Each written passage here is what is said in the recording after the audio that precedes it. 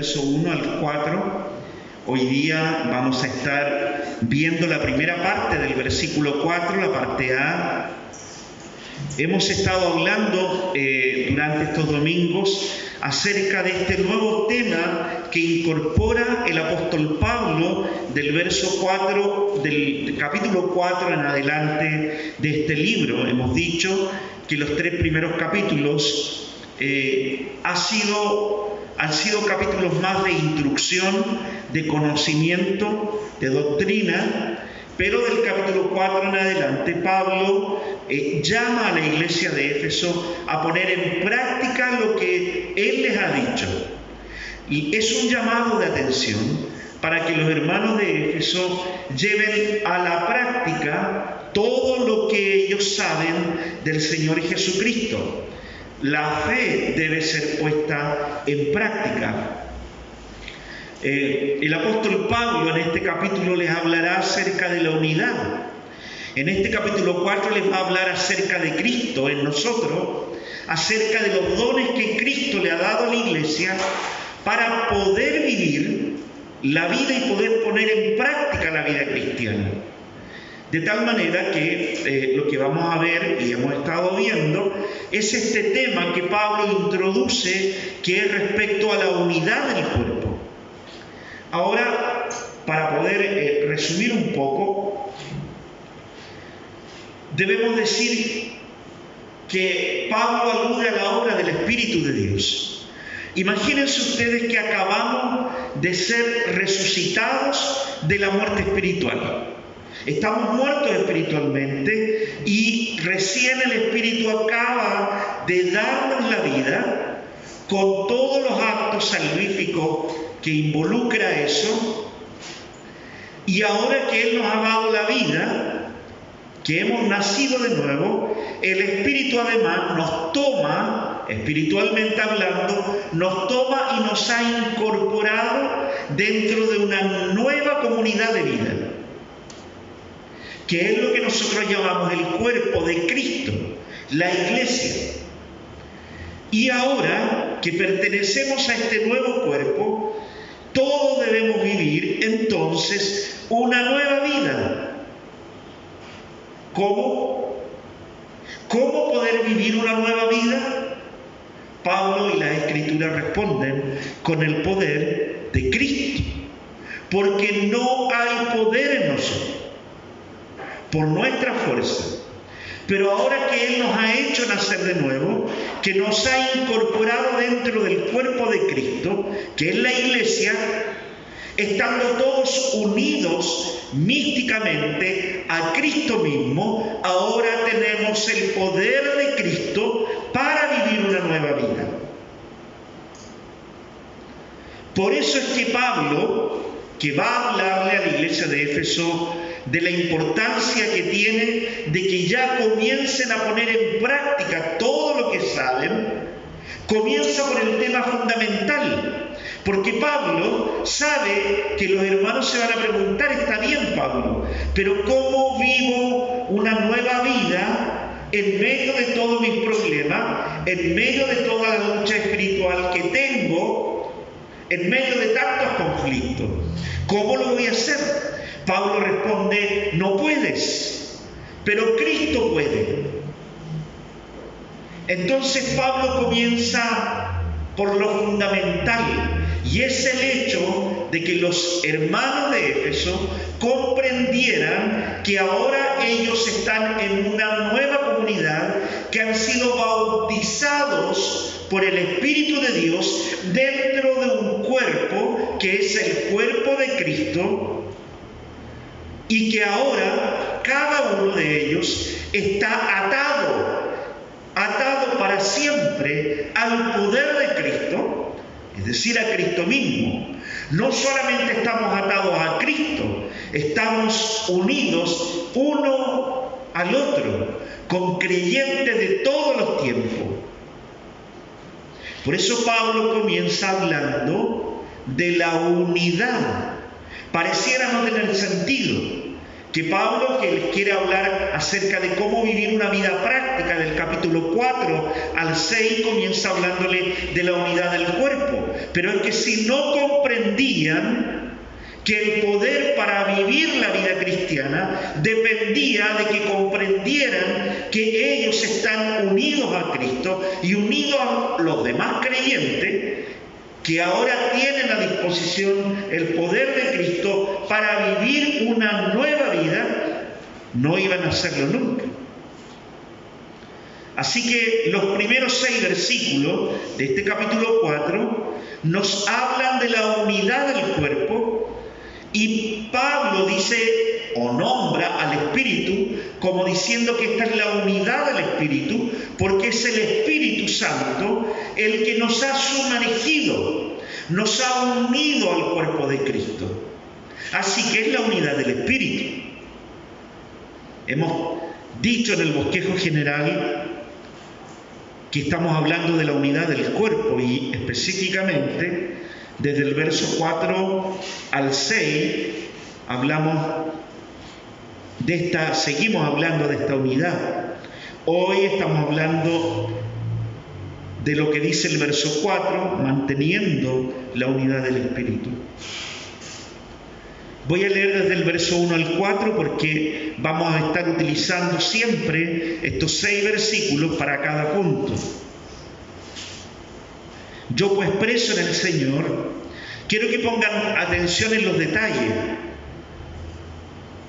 porque Pablo está hablando acerca de la unidad del cuerpo, pero si es tan importante la unidad del cuerpo, entonces tenemos que poner atención en pequeños detalles que él da a conocer y que tienen que ver con la meta principal que tiene el apóstol Pablo al escribir del capítulo 4 en adelante. ¿Cuál es esa meta? Que los hermanos en Éfeso vivan el Evangelio, vivan una nueva vida en Cristo, pongan en práctica el Evangelio de Cristo. Así que veamos cada detalle del versículo. Yo pues preso en el Señor os ruego que andéis. Pablo está hablando de la unidad del cuerpo, pero no deja de tener en su mente la claridad del mensaje final. Os ruego que andéis como es digno de la vocación con que fuisteis llamados. Y luego introduce 2 temas más, que la manera en que tenemos que andar de manera digna es con humildad y con mansedumbre. Y dice que nos tenemos que soportar con paciencia los unos a los otros, pero que esto no lo vamos a hacer si no nos amamos. Que para poder soportarnos con paciencia, lo tenemos que hacer en amor. Y luego dice, una vez más, que tenemos que tener la urgencia, solícitos en guardar la unidad, nuevamente, la unidad del Espíritu, la obra del Espíritu, al habernos unido a un solo cuerpo y al poder de Cristo. Así que el Espíritu es el vínculo, es quien nos ha vinculado con el cuerpo de Cristo.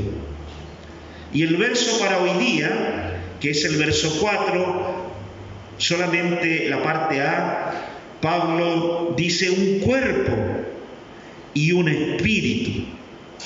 Un cuerpo, un solo cuerpo, por medio de un solo espíritu. Como fuisteis también llamados en una misma esperanza de vuestra vocación. Así que el foco del mensaje del apóstol Pablo no está centrado en la necesidad de saber todas estas cosas, de comprender.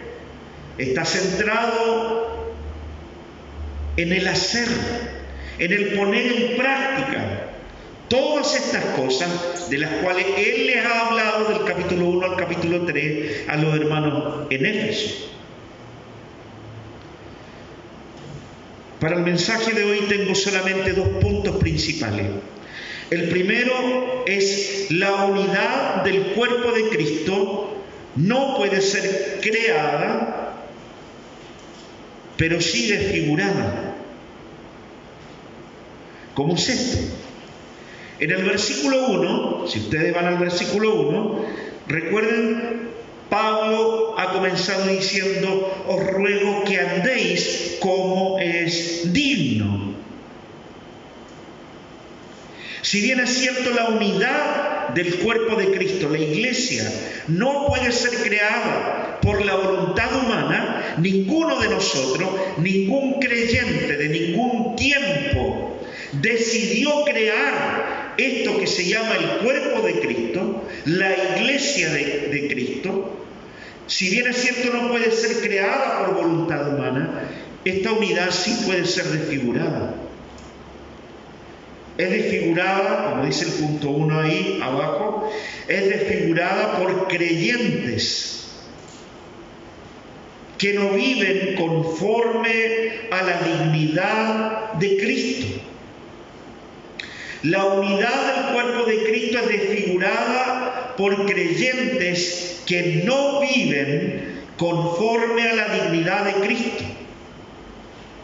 El apóstol Pablo en Romanos 2:24 dice: porque el nombre de Dios es blasfemado por causa de vosotros entre los gentiles. El nombre de Dios es blasfemado por causa de vosotros entre los gentiles.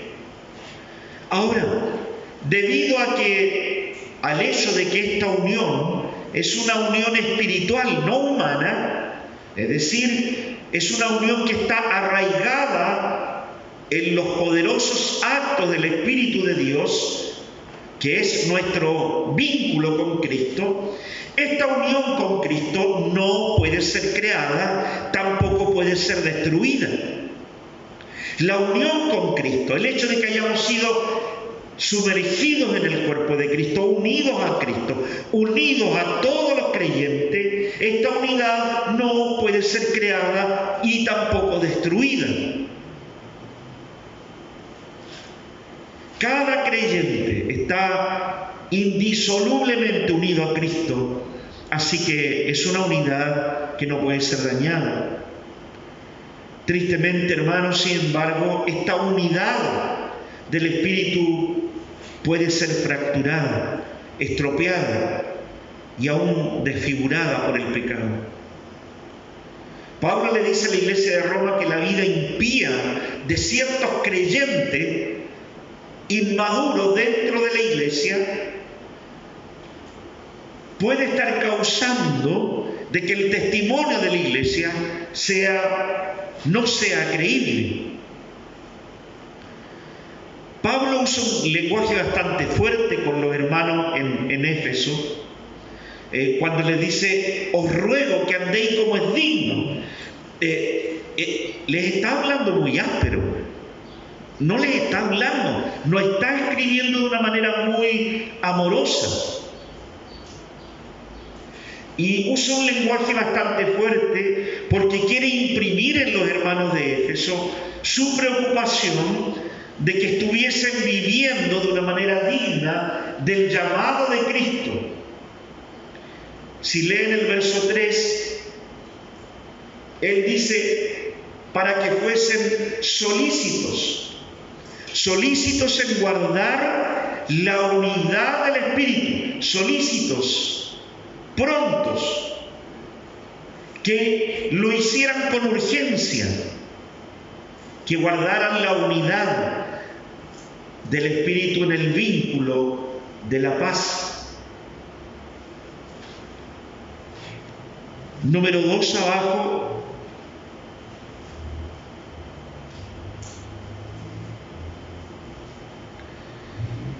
El estilo de vida que estemos llevando sí importa. En base a todo lo que Pablo le está diciendo a estos hermanos en Éfeso, lo que tenemos que concluir es que si él les está rogando de que por favor sean un poco más cuidadosos y rápidos, no vayan tan lento, no vayan creciendo espiritualmente tan despacito, apresúrense, sean solícitos en guardar la unidad del Espíritu. ¿Qué está queriendo decir? Pablo está queriendo decir de que ya que el Espíritu de Dios los ha unido a Cristo, ahora tienen el poder de Cristo para cambiar, para transformar su vida, para vivir de una manera diferente. Así que no tienen excusa. No pueden ir caminando despacito en la vida espiritual como si no pudiesen avanzar más rápido, porque tienen el poder en Cristo. Entonces, hermano, esto nos lleva a esta conclusión. Entonces, nuestro estilo de vida que estemos llevando sí importa.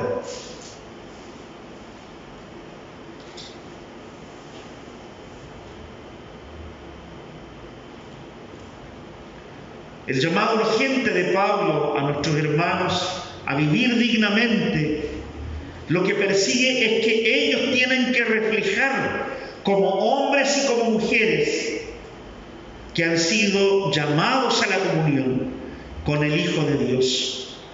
En 1 Corintios capítulo 1, versículo 9, que está en sus hojas, el apóstol Pablo dice: fiel es Dios, por el cual fuisteis llamados a la comunión de su Hijo Jesucristo nuestro Señor. Ni tú ni yo buscamos tener comunión con Cristo. Fuimos llamados. Y con un llamado irresistible. Fuimos llamados desde la muerte.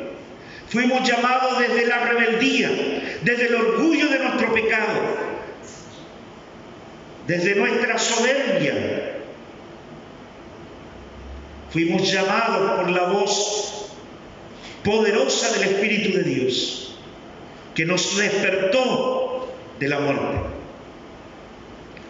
Dios nos llamó a la comunión. ¿Qué significa comunión? Es una palabra compuesta, común y unión. Es una unión en común. Hemos sido llamados a la unión, a la comunión con su Hijo Jesucristo, y dice nuestro Señor.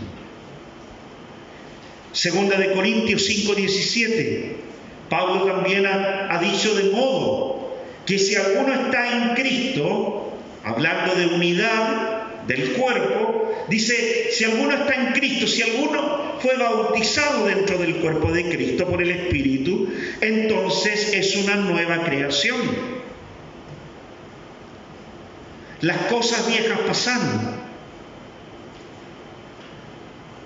¿Pasaron?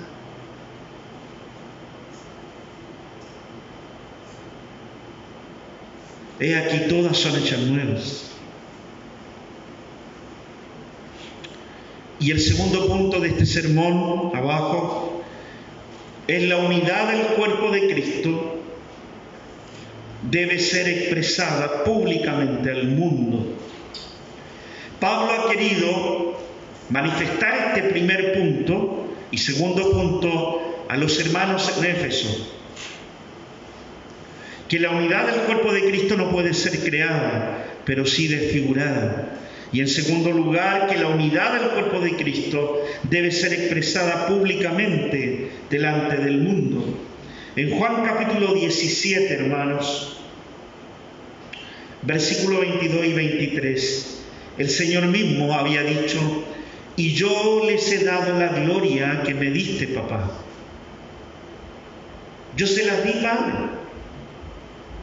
¿Para qué? Para que sean uno. ¿Como quién? Como nosotros somos uno. Yo en ellos y tú en mí. Para que sean perfeccionados en uno. Unidad. ¿Dónde somos perfeccionados? ¿En nuestros hogares? ¿En nuestros devocionales? ¿Somos perfeccionados en la soledad de la vida, de nuestros pensamientos? Para que sean perfeccionados en uno, en la unidad del cuerpo de Cristo, y para que el mundo conozca que tú me enviaste y que los has amado como a mí me has amado. Cristo manifestó que la unidad del cuerpo de Cristo debe ser expresada públicamente para que el mundo conozca el Evangelio de Cristo expresado en la iglesia de Cristo, que vive como un solo cuerpo, no como una persona, ni como dos, ni como tres, ni como 200, como un solo cuerpo. Este cuerpo debe pensar como un solo cuerpo, no como dos personas. Nuestras mentes tienen que ser cambiadas, transformadas. Ya no podemos seguir pensando como pensábamos antes de conocer a Cristo. Pensábamos en nuestra vida, pensábamos en nuestras metas, pensábamos en nuestro futuro, pensábamos en nuestro trabajo, pensábamos en nuestros gustos, en nuestras aspiraciones. Pero luego dice Pablo, no. El Espíritu de Dios nos ha bautizado dentro de una comunidad, que es la nueva comunidad donde tú vives. Y ya no vives tú, ya no vives solamente tú, vives tú con alguien al lado y otro al lado y otro al lado. Y no solamente en tu tiempo, estamos atados a millones de creyentes de todos los tiempos, de toda raza, de toda lengua, de toda nación, que son mi cuerpo.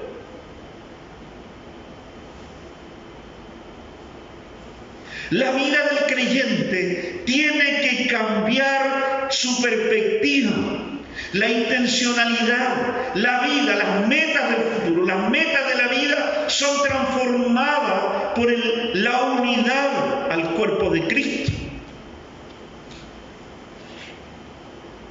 Somos la nueva creación del Dios Trino, hermanos.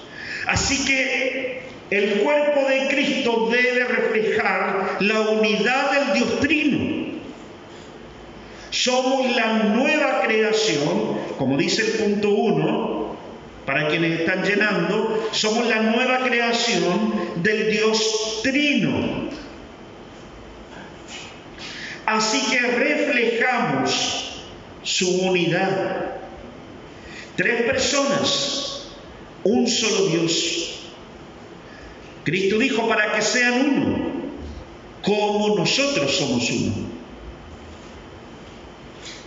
Número 2, ha sido el Espíritu Santo quien nos ha regenerado y nos ha sumergido en Cristo, en su cuerpo. Primera de Corintios capítulo 12, versículo 13 dice: porque por un solo Espíritu somos todos bautizados en un solo cuerpo, porque por un solo Espíritu somos todos bautizados, sumergidos en un solo cuerpo, sean judíos o griegos, sean siervos o libres, y a todos se nos dio a beber de un mismo Espíritu. Número 3. Somos un solo cuerpo, el pueblo glorioso de Dios, salvado de la enajenación del pecado en Edén.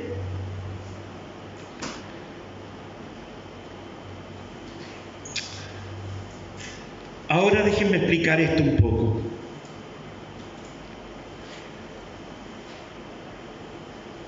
Cuando Adán y Eva pecaron ese día, lo que hizo el pecado fue separarlos de Dios. De alguna manera, la unidad que tenían con Dios, esta unidad espiritual con el Creador, se quebró. Enajenar significa separar. El pecado separó a Adán y Eva de la comunión con Dios, de la fuente vital por el cual ellos vivían. Toda la vida, todas las bendiciones, todo el poder, toda la gracia preservante, todos los recursos que Adán y Eva tenían, de la comunión que tenían con Dios, se quebró. se separó por el pecado. Así que el pecado quebró la unidad espiritual entre la criatura y el Creador. La criatura entonces se volvió independiente, individualista, centrada en sí misma, egoísta y siempre escapando de cualquiera que quisiera someter su voluntad hasta el día de hoy. Uno de los rasgos del pecado que vemos en la humanidad permanece de manera transversal a todos, creyentes y no creyentes.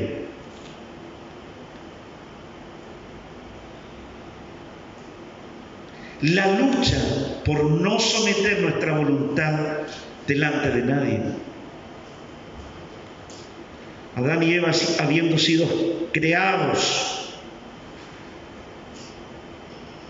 como gobernadores y siervos de Dios, el hombre se transformó en un pequeño Dios y Señor de su propio reino.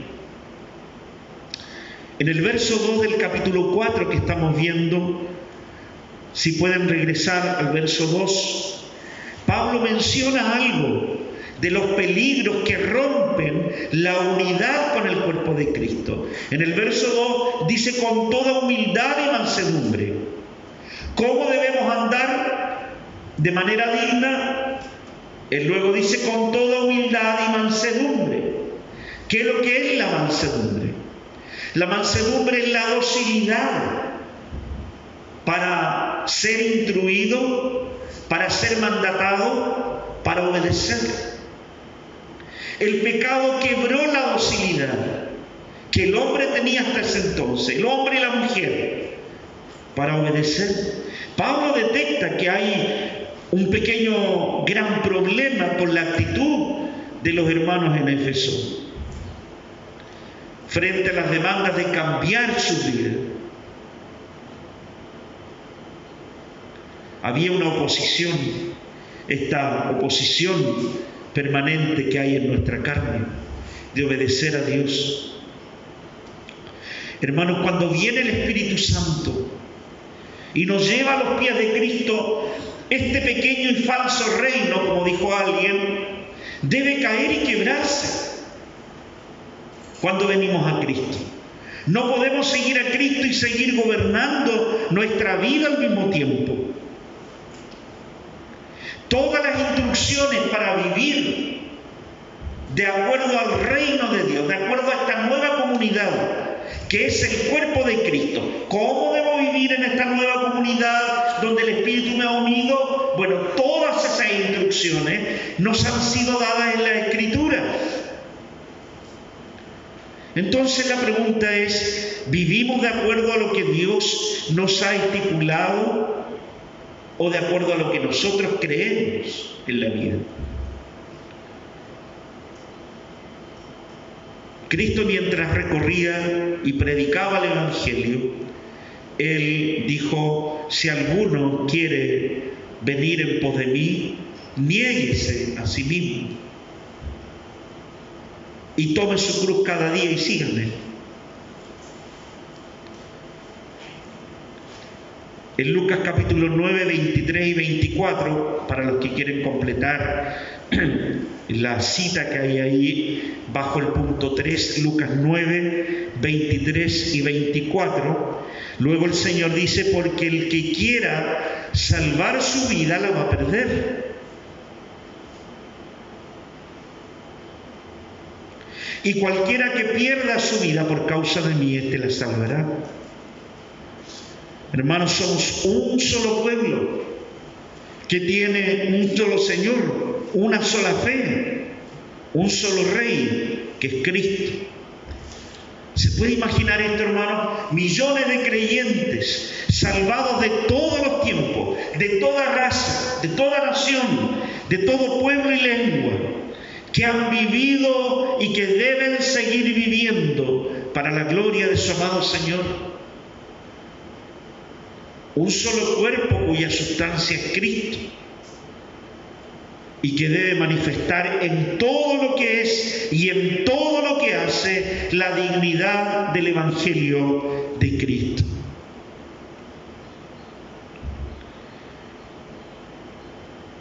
uno o dos de nuestros hermanos.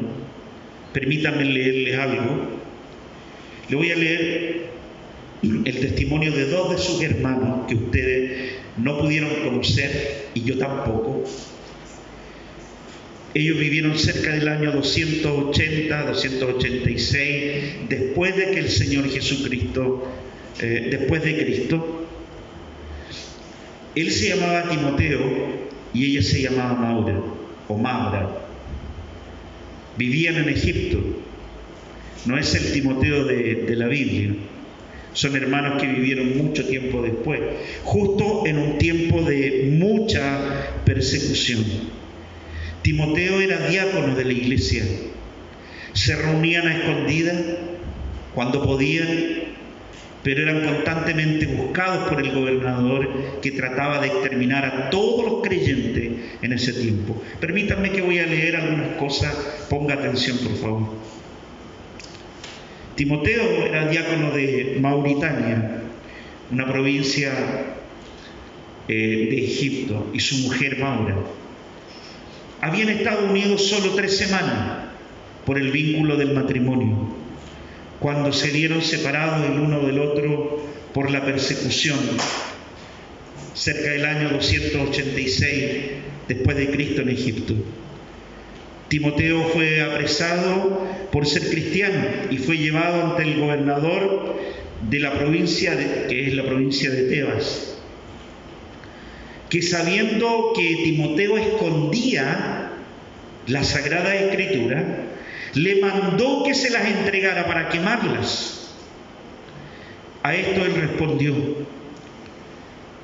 gobernador, si tuviera hijos, te los daría para que fueran sacrificados antes que separarme de la palabra de Dios. El gobernador, ahí muy enojado en gran manera ante esta respuesta de Timoteo, ordenó que le fueran sacados los ojos con fierros calientes, diciéndole: al menos los libros no te van a ser de mucha utilidad, porque no los vas a poder leer nunca más. La paciencia de Timoteo ante esta acción del gobernador, después de sacarle los ojos, fue tan grande que el gobernador se enojó mucho más. Y por eso, a fin de quebrantar la fortaleza de Timoteo, ordenó que lo colgaran de los pies con un peso colgado del cuello y una mordaza en la boca. En este estado, su esposa Maura, afligida, se acercó tiernamente a donde estaba su esposo y le suplicó que por favor se arrepintiera, por último a causa del amor de ella.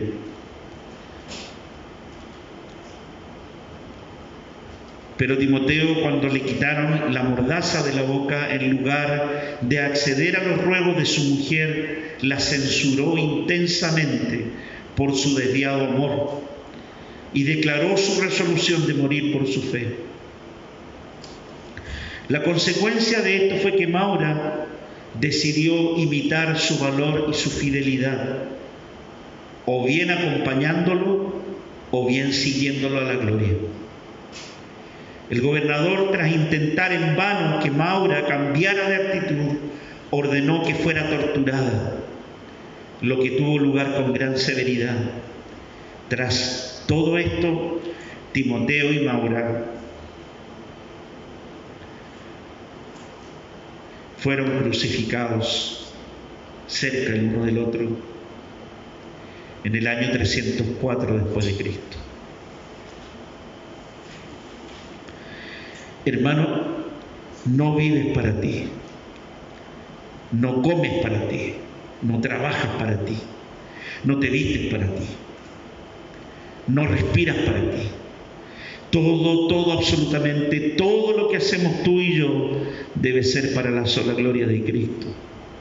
Así que sí importa cómo vivamos, sí importa cómo hablemos, sí importa con quién estemos, sí importa que escuchemos, sí importa qué clase de amistades tengamos, sí importa qué clase de pensamientos dominan nuestra vida diaria, sí importa cómo reaccionamos, sí importa cómo respondemos al Evangelio y qué clase de vida llevamos dentro de este cuerpo que también es mi cuerpo. Tu cuerpo es mi cuerpo, mi cuerpo es tu cuerpo.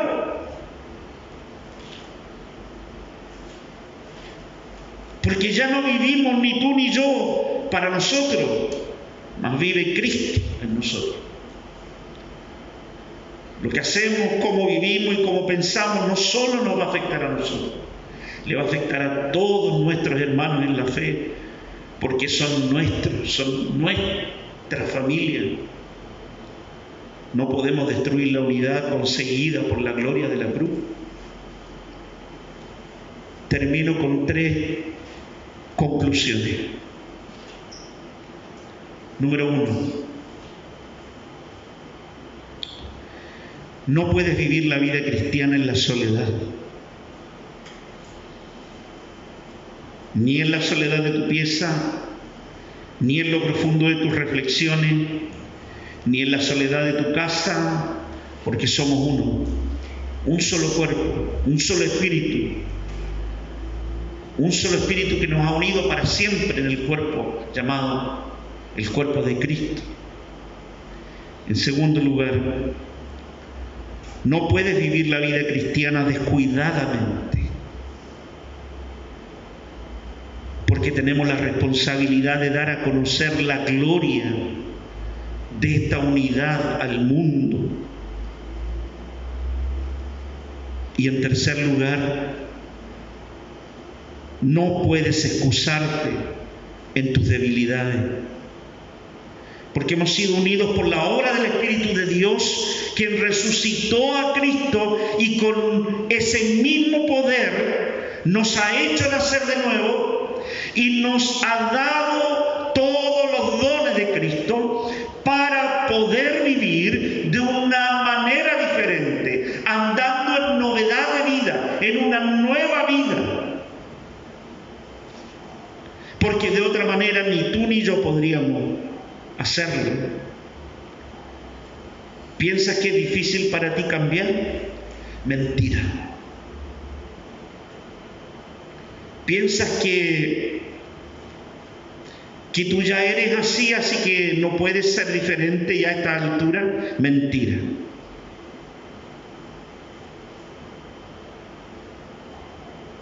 Y excusas. Porque tenemos el poder de Cristo, porque somos un solo cuerpo con Él, porque estamos unidos a la gloria de Cristo, para poder ser diferentes hoy de lo que fuimos ayer y mañana de lo que fuimos hoy. Esto es lo que Pablo dijo en 1 Corintios 12, 12 y 13. Porque de la manera que el cuerpo es uno y tiene muchos miembros, pero todos los miembros del cuerpo, que es uno, siendo muchos son un solo cuerpo, así también Cristo. Porque por un solo espíritu somos todos bautizados en un solo cuerpo, sean judíos o griegos, sean siervos o libres, y a todos se nos dio a beber de un mismo espíritu. Todos los que hemos sido unidos a Cristo bebemos del mismo espíritu, del mismo poder, de la misma gloria de la cruz.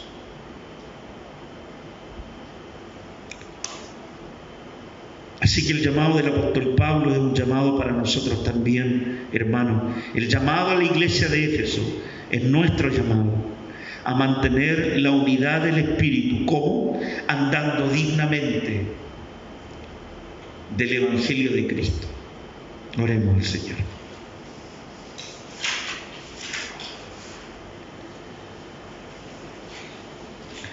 Padre Celestial, gracias por tu palabra.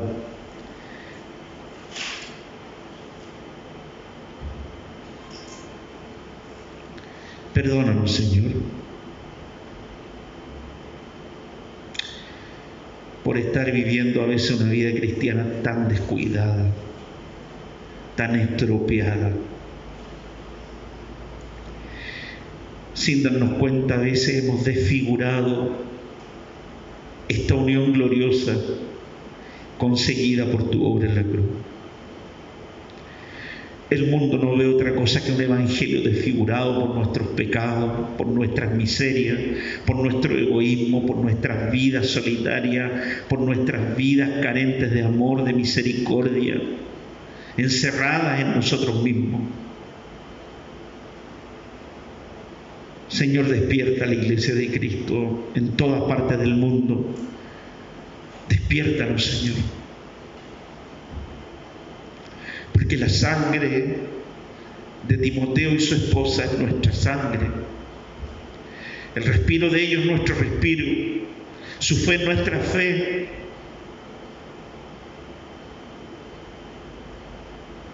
Y es así con miles de creyentes de todos los tiempos que han estado dispuestos a dar sus vidas a causa del Evangelio y a causa de la unidad gloriosa del pueblo escogido desde la eternidad. Haznos más humildes, Señor.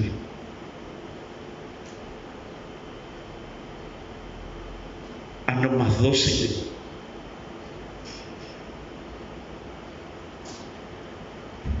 Despiértanos, Señor. Ese es nuestro clamor delante de ti, pidiéndote perdón y pidiendo, Señor, que ya podamos poner urgencia a cambiar nuestros estilos de vida, nuestra forma de vivir, porque todo importa. Oramos a ti, Señor. Ten piedad y misericordia de nosotros, tu pueblo. En el nombre de Cristo. Amén y amén.